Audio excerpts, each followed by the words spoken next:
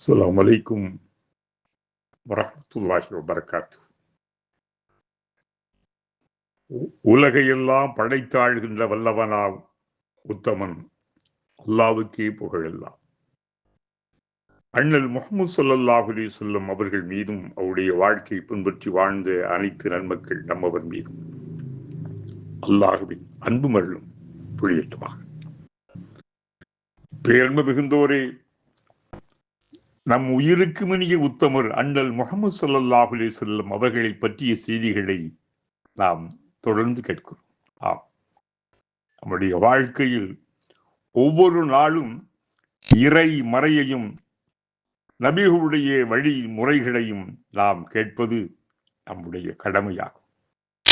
காரணம், அவை இரண்டுமே நம்மை பண்படுத்துகிறது, நம்முடைய வாழ்க்கையை செம்மைப்படுத்துகிறது.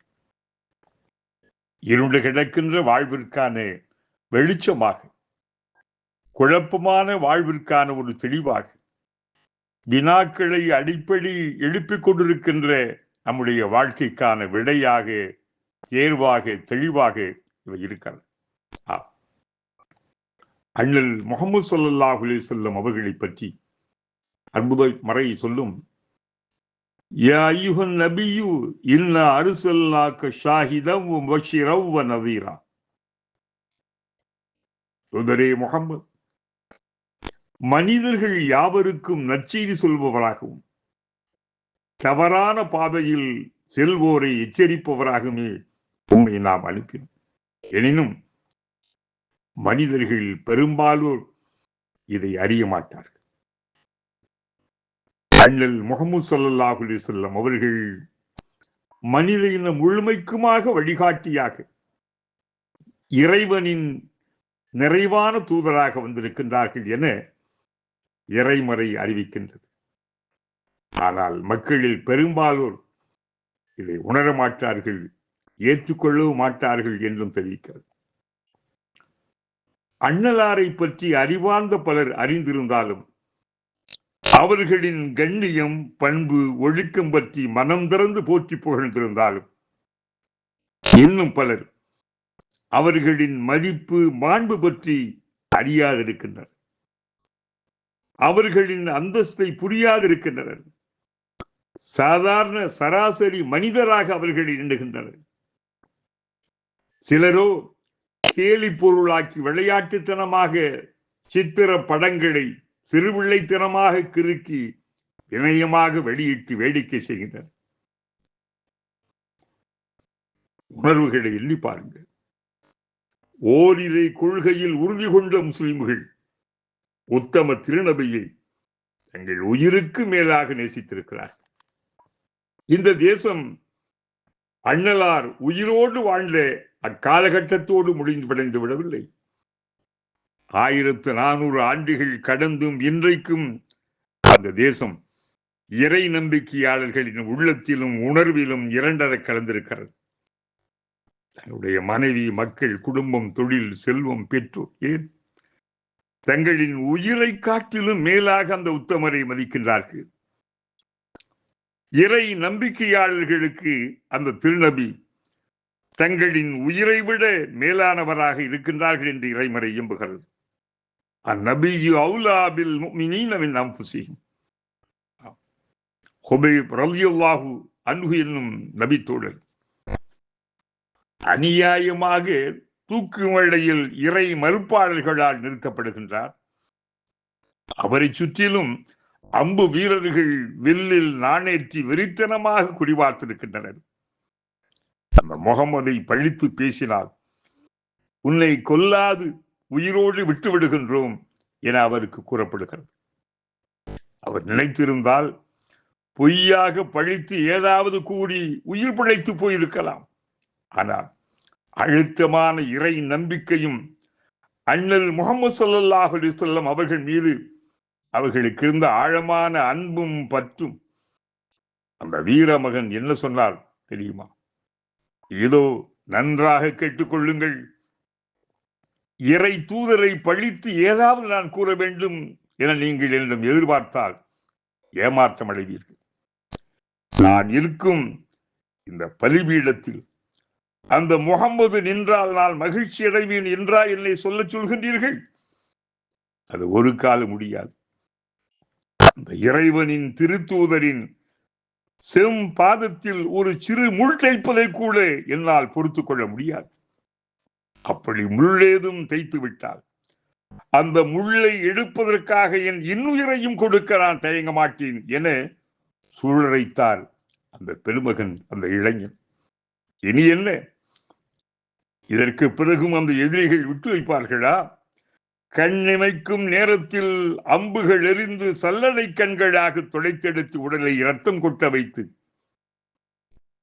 அந்த தியாக சீலரை கீழே சாய்த்தனர். அறியாமை வெறியர்கள்.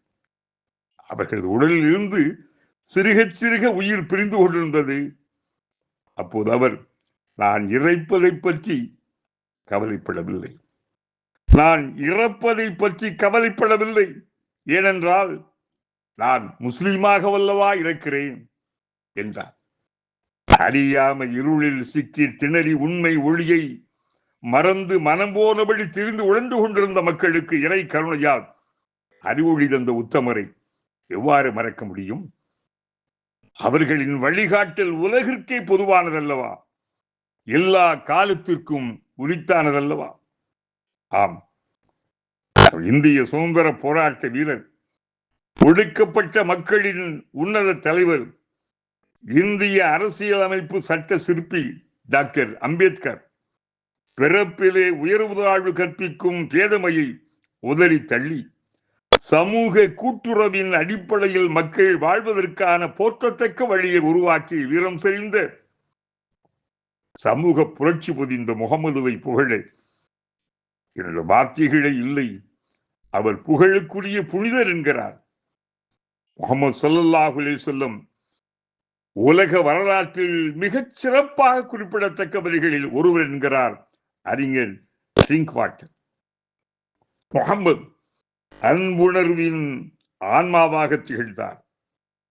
அவரது உள்ளாற்றல் தாக்கம் வாழ்வியல் அவரை சூழ இருந்தவர்களால் உணரப்பட்டது.